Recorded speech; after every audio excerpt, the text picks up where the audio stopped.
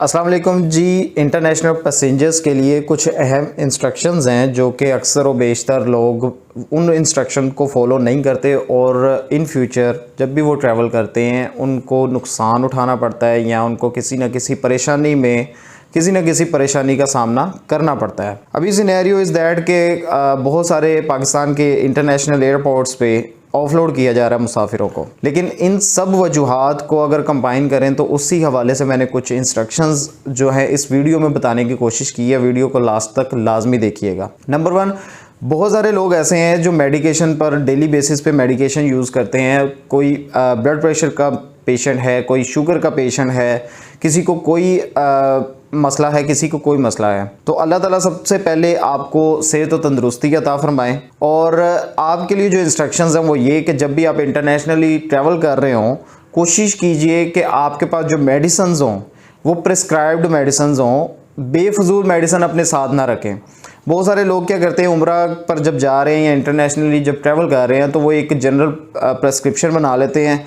Paracetamol का पत्ता, Disprin का पत्ता, पोंस्टान का पत्ता, इस तरह करके वो जनरल मेडिसिन का 5, 7, 10 मेडिसिन जो होती हैं उनके टैबलेट्स के पत्ते ले लेते हैं। तो एयरपोर्ट पर अक्सर ये मेडिसिन निकाल दी जाती हैं या इसको अलाउ नहीं किया जाता, जाने के लिए नहीं दिया जाता। और दूसरी चीज़ ये कि जो अफराद मेडिकेशन पे होते हैं, जिनको रेगुलर मेडिसिन की ज़रूरत होती है, जैसे कि ब्लड प्रेशर के पेशेंट, शुगर के पेशेंट, उनके लिए इम्पोर्टेंट चीज़ ये है कि वो जब भी मेडिसिन साथ लेके जाएं वो प्रिस्क्रिप्शन के बगैर मेडिसिन साथ ना रखें। और कोशिश करें कि कैप्सूल फॉर्म अपने साथ ना रखें, क्योंकि जो स्मगलिंग होती है वो कैप्सूल फॉर्म में होती है। अल्लाह ना करे कि कभी ड्रग्स कहीं पे पकड़े जाते हैं जो उनमें वो बेशतर जो होते हैं कैप्सूल फॉर्म में होते हैं। कैप्सूल ओपन हो जाता है, उसमें वो लिक्विड जो पाउडर फॉर्म होती है उसको फिल करके कैप्सूल को क्लोज़ कर दिया जाता है और दोबारा वो उसी तरह एक स्ट्रिप में बना दिया जाता है। तो इस वजह से जब आप कैप्सूल फॉर्म लेके जाते हैं तो कोशिश करें अपने लगेज में ना रखें। अगर कैप्सूल फॉर्म बहुत ज़रूरी है, आपकी मेडिसिन ऐसी है जिसमें कैप्सूल फॉर्म लाजमी है, तो उसको हैंड कैरी में रखें, उसको लगेज में ना रखें। तीसरी चीज़ आप ये कोशिश करें, ये ख्याल करें कि आप जो भी मेडिसिन लेके जा रहे हैं वो इंजेक्शन फॉर्म ना हो, क्योंकि जब लगेज में रखेंगे इंजेक्शन टूटने के ख़तरे ज़्यादा होते हैं। जब लगेज ऑपरेटर उसको लगेज को एयरलाइन आपके फ़्लाइट के ऊपर, आपके जहाज़ के ऊपर जब वो लोड कर रहे होते हैं या अनलोड कर रहे होते हैं, तो उनका आपने अक्सर videos, behind the seen videos देखी होंगी कि किस तरह लोडिंग अनलोडिंग होती है।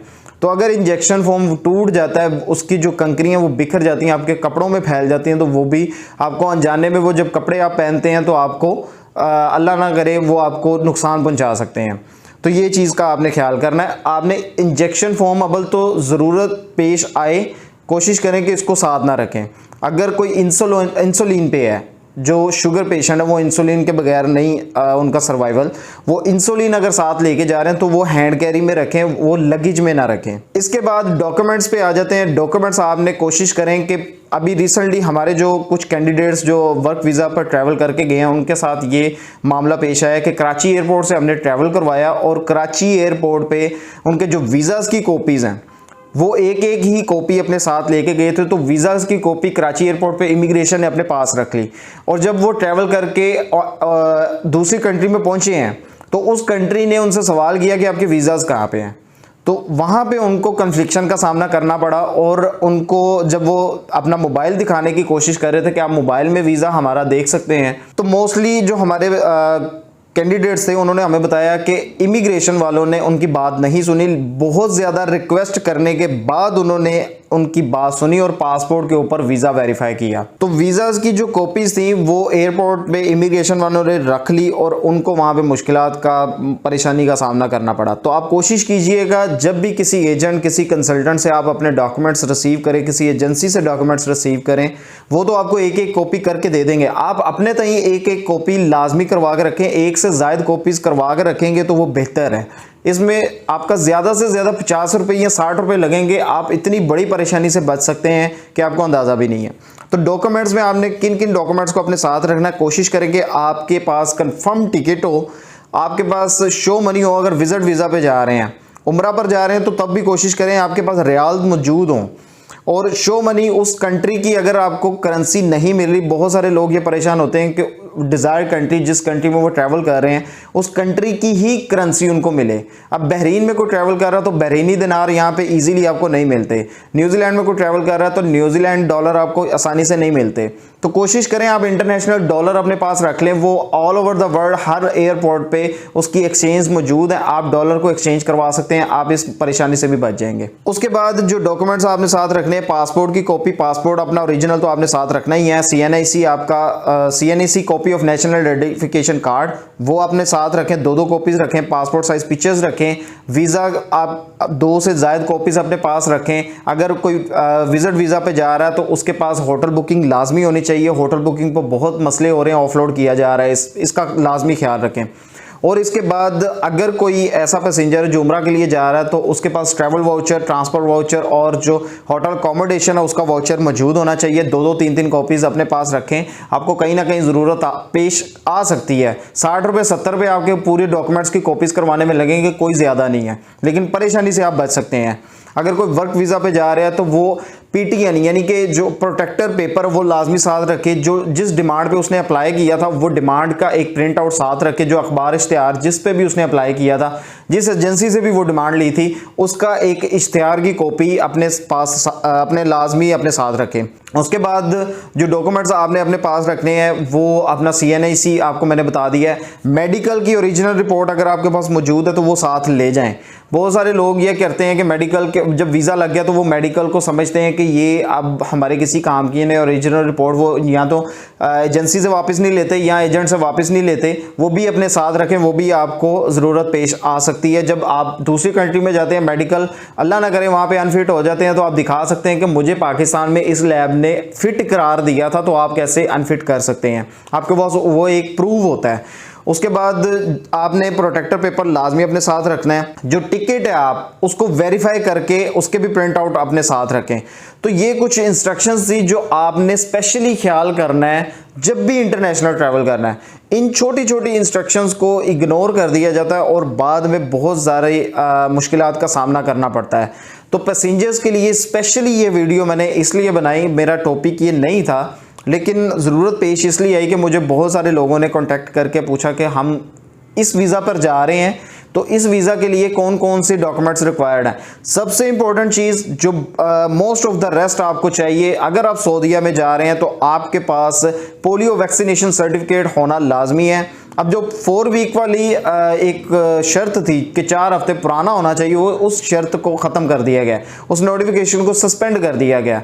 अभी आपको अगर कोई कंसल्टेंट, कोई एजेंट आपको मेनिंगोकोकल या मेनिंगाइटिस जो वैक्सीन है उसके बारे में कहे कि जी आप हमसे इसका सर्टिफिकेट हासिल कर लें, ये वैक्सीनेशन हम आपको प्रोवाइड कर देते हैं, तो आपने इसको इग्नोर करना क्योंकि ये नोटिफिकेशन सस्पेंड हो चुका है।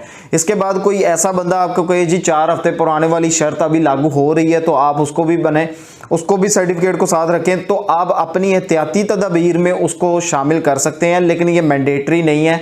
आपके pass on the mean time आपके पास वो सर्टिफिकेट होना लाजमी है, वो पोलियो वैक्सीनेशन आपकी हुई हो, आपके पास ये ज़रूरी नहीं कि वो 4 हफ्ते पुराना हो। आप अपनी एहतियात के लिए आप अगर किसी भी परेशानी से बचना चाहते हैं तो आप वो सर्टिफिकेट 4 हफ्ते पुराना भी अपना ले सकते हैं। वो किस तरह लेना है, आपका फॉर एग्जांपल ट्रैवल 2 दिन बाद है या 3 दिन बाद है, आप कोशिश करें कि जब आपने अपना प्रोसेस स्टार्ट करवाया था आप तब अपनी वैक्सीनेशन डोज ले लें। कोशिश करें मैक्सिमम दिन पुरानी आपकी डोज होनी चाहिए, not more than 6 months but not less than 4 weeks.